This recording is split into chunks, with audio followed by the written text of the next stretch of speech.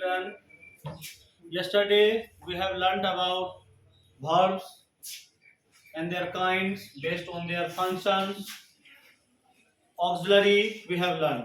Today we will learn about modal verb. Different uses of modal verb. modal verb के बारे में हम लोग पढ़ेंगे और modal verb के uses के बारे में हम लोग पढ़ने जा रहे हैं. Before we start, let's know about what are modal verbs. So modal verbs are can, will, shall, ought to, must, need and may. So let's study what we will do today. Today we will learn the uses of modal verbs. So let's start from can. Let's start from can modal verb. So why we use can? Can is used to request something. Can is used to request something. Can is used to request something. To request something. Can का हम लोग किस लिए इस्तेमाल करते हैं भैया? किसी चीज को अगर हमें अनुरोध करना है तो हम लोग क्या करते हैं? can का इस्तेमाल करते हैं. Can you help me with the dishes? Can you show me how to do this? Can we try to come to a solution? क्या हम किसी सॉल्यूशन को पाने के लिए हम कोशिश कर सकते हैं? तो can का इस्तेमाल हम किस लिए भैया करते हैं? To request something. और and also can is used to request and grant permission. किसी को परमिशन ग्रांट करने के लिए grant परमिशन ग्रांट करने के लिए भी हम लोग क्या करते हैं? We use can. हम लोग can का इस्तेमाल करते हैं. Next we will come will and shall. It is used to state or predict that an event or an action will take place in the future. इसका इस्तेमाल हम किसी भी घटनाओं को हम लोग किसी घटना फ्यूचर में होने वाले किसी भी इवेंट के होने के लिए हम लोग क्या करते हैं? will और shall का प्रयोग करते हैं. Next we come to the topic second last auxiliary, that will be your ought to.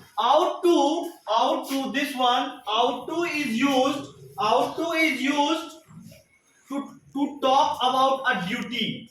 किसी कर्तव्य के बारे में अगर हम बात कर रहे हैं, if you are a student then your duty is to read.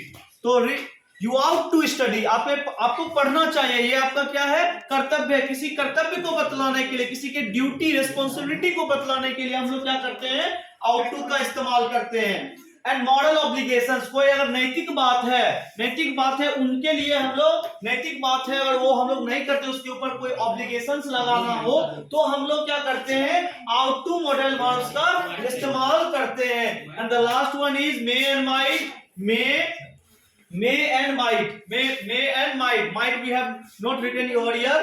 May and might का यूज समझेंगे. We will learn about the uses of may and might. That it is used to request and offer a suggestion.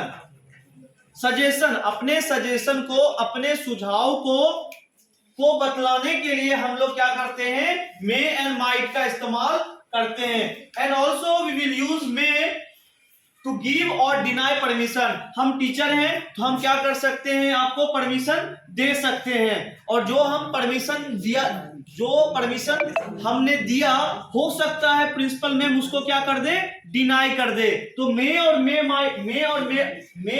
Might का प्रयोग हम लोग permission देने के लिए भी और परमिशन डिनाई करने के लिए भी हम लोग इस्तेमाल करते हैं. Now your her chapter is completed. Now what children, what you have to do, your homework will be you have to do the practice time 1 page number 53. Your homework will be do practice time 1, do practice time 1 of page 53 from your grammar book, from your English language book.